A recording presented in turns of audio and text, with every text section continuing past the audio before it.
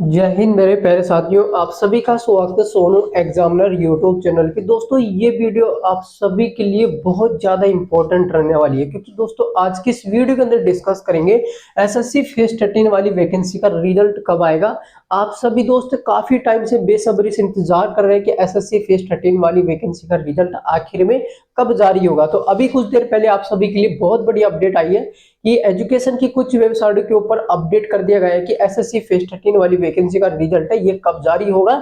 और आपके जो डॉक्यूमेंट्स वेरिफिकेशन है, जब आपका डॉक्यूमेंट्स वेरिफिकेशन होगा तो डीवी के अकॉर्डिंग आपके इंपॉर्टेंट डॉक्यूमेंट्स कौन कौन से, जब आप डॉक्यूमेंट्स वेरिफिकेशन करवाओगे, डॉक्यूमेंट्स आप वेरिफिकेशन आपका होगा तो उस टाइम आपको जो इंपॉर्टेंट डॉक्यूमेंट्स वो कौन कौन से हैं। और उनमें से भी कुछ डॉक्यूमेंट्स तो ऐसे हैं दोस्तों जिनको अभी अपडेट करवाना है, यानी कि अभी से आपको अपडेट करवा लेना है। अगर आप अपडेट नहीं करवाओगे तो आगे जाकर के वही डॉक्यूमेंट्स आपको बड़ी प्रॉब्लम में डाल सकते हैं। इस वीडियो के अंदर आप सभी दोस्तों को step by step complete information मिलेगी।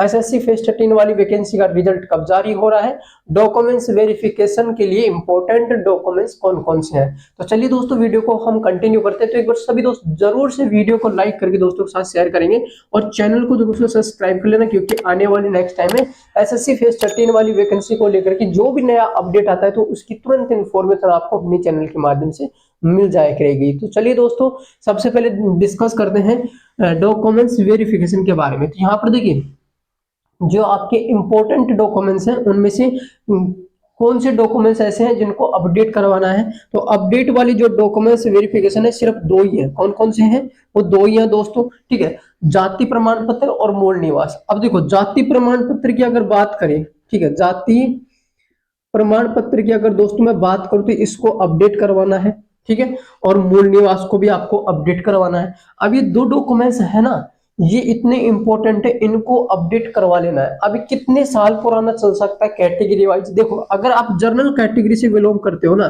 तो आपका जो यानी कि जाति प्रमाण पत्र और मूल निवास जो है ये दोस्तों आपका 1 साल से ज्यादा पुराना नहीं होना चाहिए, ठीक है। 1 साल से ज्यादा पुराना नहीं होना चाहिए। अगर 1 साल से ज्यादा पुराना है तो तुरंत उसको अपडेट करवा लेना है। अगर आप जनरल कैटेगरी से बिलोंग करते हो तो यानी कि 10 महीने पुराना, ठीक है, 9 महीने पुराना, 11 महीने पुराना जाति प्रमाण पत्र और मूल निवास आपका चल जाएगा। और दोनों के दोनों आपकी कहाँ के होने चाहिए? सेंट्रल के होने चाहिए, स्टेट लेवल के आपके, यानी कि दोनों के दोनों, यानी कि जो जाति प्रमाण पत्र और मूल निवास ये डॉक्यूमेंट दोनों के दोनों आपके सेंट्रल के होने चाहिए, ठीक है। इसके अलावा ओबीसी कैटेगरी की अगर बात करूं, ओबीसी और ईडब्ल्यूएस की अगर बात करूं तो इन दोनों कैटेगरियों का आपका यानी कि 1.5 साल, ठीक है, 1.5 साल पुराना आपका यानी कि चल सकता है। इससे ज्यादा पुराना है तो उसको अपडेट करवा लेना है।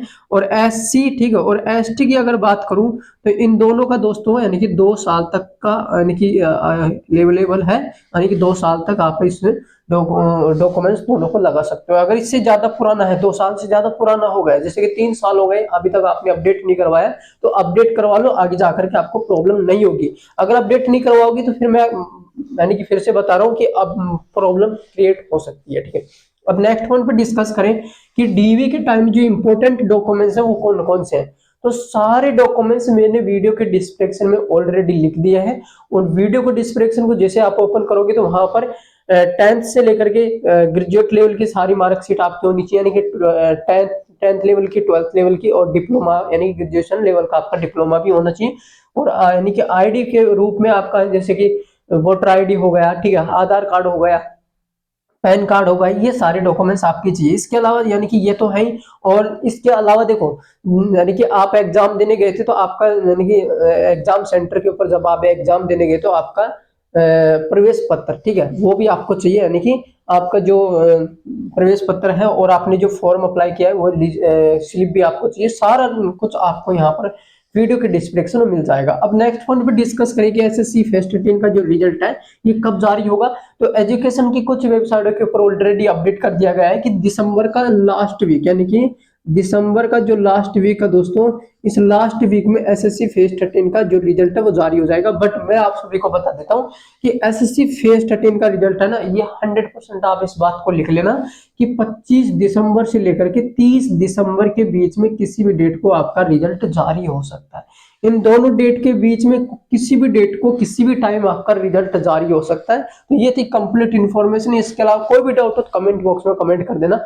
एक कमेंट जरूर करके बताना कि आपका कितना स्कोर बन रहा है, आप किस कैटेगरी से बिलोंग करते हो, जब आपने फॉर्म अप्लाई किया तो किस लेवल के लिए किया है, और फॉर्म अप्लाई करते टाइम आपने पोस्ट कोड कौन सी सेलेक्ट की थी। यानी कि 4 चीजें आप कमेंट बॉक्स में जरूर से कमेंट करके बताएंगे तो मैं आपको रिप्लाई करके बता दूंगा कि रिजल्ट लिस्ट में आपका नाम आएगा कि नहीं आएगा। यानी कि रिजल्ट जो लिस्ट है इसमें आपका नाम देखने को मिलेगा कि नहीं मिलेगा। ठीक है, तो जरूर से कमेंट बॉक्स में कमेंट करके बता देंगे। फिर मिलते हैं एक नई वीडियो के साथ में, नए अपडेट के साथ में, नई वैकेंसी के साथ में। जय हिंद, वंदे मातरम।